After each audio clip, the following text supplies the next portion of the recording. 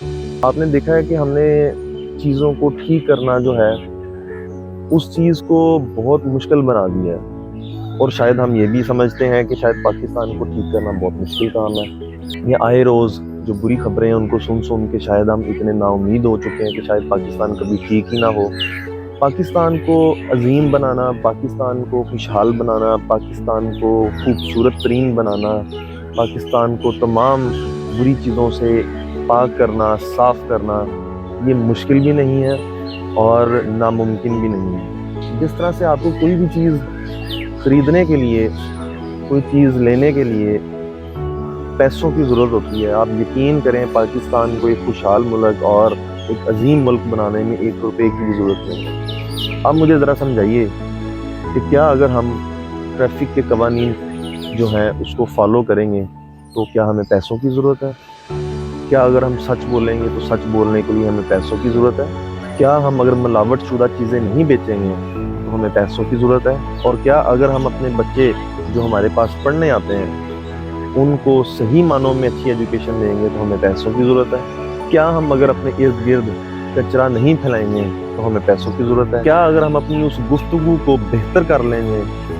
جو کہ ہماری غلط گفتگو ہماری بچے ہم سے سن کے سیکھ رہے ہیں تو ہمیں کوئی پیسوں کی ضرورت ہے؟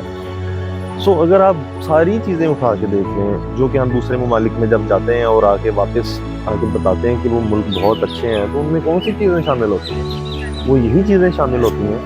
کہ وہ کچرا نہیں پھیلاتے، وہ ملاوٹ نہیں کرتے، وہ جھوٹ نہیں بولتے، وہ ناپ تول میں کمی نہیں کرتے۔ یہ جتنی بھی مثالیں ہیں ان کو پاکستان میں امپلیمنٹ کرنے کے لیے ہمیں 1 روپے کی بھی ضرورت نہیں ہے۔ تو آئیں مل کے پاکستان کو ایک عظیم ملک بناتے ہیں، اور اس کے لیے صرف ہمیں اپنے آپ کو بدلنا ہوگا، اپنی عادات کو بدلنا ہوگا، اپنے خیالات کو بدلنا ہوگا، ایک مثبت سوچ پیدا کرنی ہوگی، اپنے بچوں کی اچھی تربیت کرنی ہوگی، اور یقین کریں ان تمام چیزوں میں پاکستان کو عظیم بنانے کے لیے 1 روپے کی بھی ضرورت نہیں ہے۔ اور یہ وہ تمام چیزیں ہیں، اگر ہم ان چیزوں کو کر لیتے ہیں، ان عادات کو اپنا لیتے ہیں تو یقیناً ہمارا ملک عظیم تھا، ہمارا ملک عظیم ہے، اور انشاءاللہ ہمارا ملک عظیم رہے گا۔ اس پیغام کو آسان کر کے پہنچانے کا مقصد صرف یہی ہے کہ ہم اپنے ملک پاکستان کو ایک ایسا ملک بنا سکیں جس میں ہمیں